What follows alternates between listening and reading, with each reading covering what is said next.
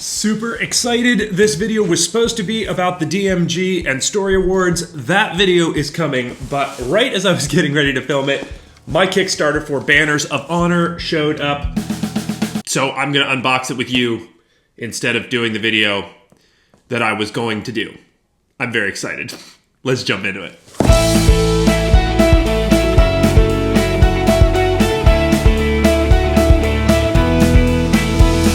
Welcome back to the channel, everybody. My name is Garmin. This is the Storycraft Society, and this week, like I said, I was supposed to be doing a different video, but Banners of Honor showed up. It's a Kickstarter. I funded it a while ago. This is going to be a terribly uninformed video because I did not plan to do it. I wasn't thinking about it. I was not expecting it, and this showed up. So I'm actually kind of just talking out of my butt. Right now, I have pictures of the book up. Yeah, let's jump down to the table and open this thing up. Yes.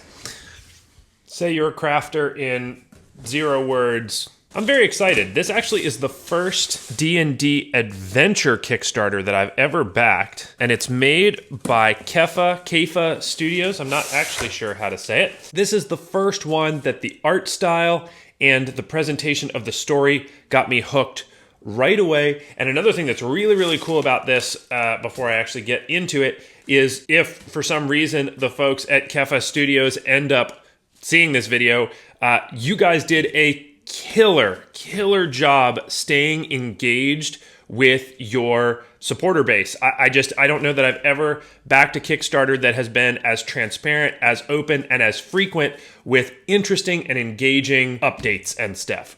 Really cool. Good on you guys. All right. So now we are opening, and here, oh my gosh, it's thick. Oh my gosh, I did not realize that it was going to be that ridiculously thick. Hold on a second. Here is Rime of the Frost Maiden, which is definitely one of the thicker Wizards books.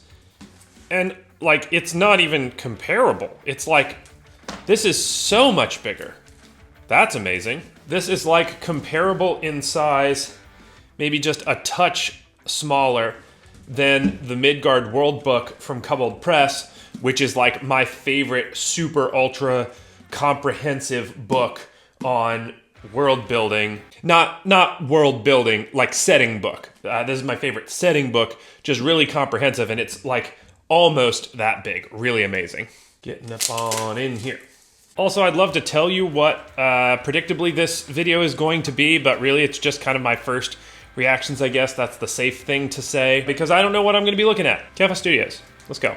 On opening it up, we have a big, ginormous map that is so amazing. I'll be interested to see who did the cartography on this, because I just absolutely love this style. I have a feeling I'll probably know who it is once I see a name. I just realized when I was filming the pickup shots for the map that I forgot to mention who the cartographer was that I was thinking. There actually was 3, but the one that I was thinking of was Moreno Paisan, which is one of my absolute favorite cartographers. If you have not checked his stuff out, you definitely should.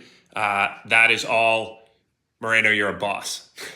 I will say, it's got that delightful new book smell, and I mean, it is just absolutely gorgeous. It's got like kind of a gloss page, which is good, and the pages are very heavyweight. This feels really great. All right, let's dive in here and just start looking through the contents. So to start off, we have the introduction. That's going to be things that's talking about Kiral, which is the setting with which the book takes place. I can just honestly say I will not be running it in Kiral because I have my setting of Tracina, but I'm excited to get to read through this because that stuff is fun to then figure out exactly how you're going to convert it into your setting. Before we move on, there are 2 honorable mentions. We're going to start here on page 14, and we're going to be talking about honor and loyalty. Honor is a 7th ability score that is for use in this campaign, which is basically used as a measure of how well thought of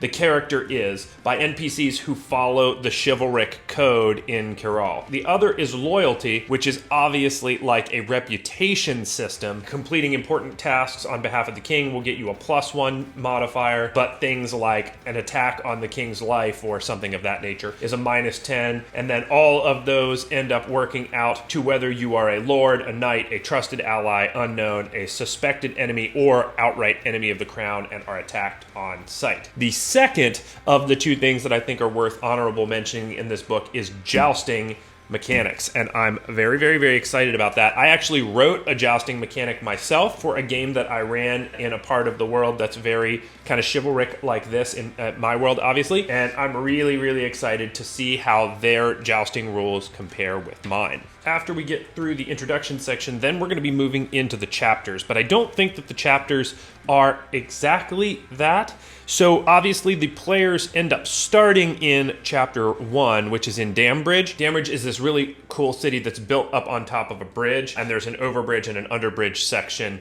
of Dambridge. Really, really, really neat. But in chapter 1, that's where the players theoretically should go first, but then after that, it opens wide up and it becomes GM's discretion to lead the characters to like level appropriate areas, but also it becomes infinitely more open world. And even though it says things like Griston Keep is chapter 2, I don't believe that you need to go to Griston Keep second. But eventually the final like conclusion of the adventure is going to be at Castle Trollevale. So then they're kind of bookended in the sense of Dambridge is first and Trollevale is going to be last. After you go through all of those locations, and obviously while I'm talking here, hopefully I'm showing a bunch of super cool maps of locations and that sort of thing, then there is going to be Decisions of Destiny, which, if I'm even remembering this correct from what I read on the Kickstarter. Decisions, yeah, so this is a really cool system where basically there's these NPCs that depending on how the players interact with them, they can either take the path of honor or they can take the path of dishonor. So here's what the NPC looks like at the start of the adventure, Lana Gray, but if she takes the path of honor, this is what she ends up looking like, but if she takes the path of dishonor, there's that. And then it will also give you a role-playing guide. And again, it gives you a whole bunch of NPCs just like this. And I think that this is so fantastic. Putting that kind of thing into like actual written words, so new DMs who don't know necessarily how to evolve their NPCs like that can take huge advantage of a system like that. After the Decisions of Destiny, which are so cool, there's the player handouts, which every good adventure has just a crap ton of player handouts. Magic items, monsters, and NPC stats, love that. Then you've got your index of maps, and then lastly, the character sheet, 365. I love this character sheet. It is so absolutely and ridiculously gorgeous. It obviously gives you the ability to track your honor stat, which is right here in the middle. And I believe you can download these for free, ?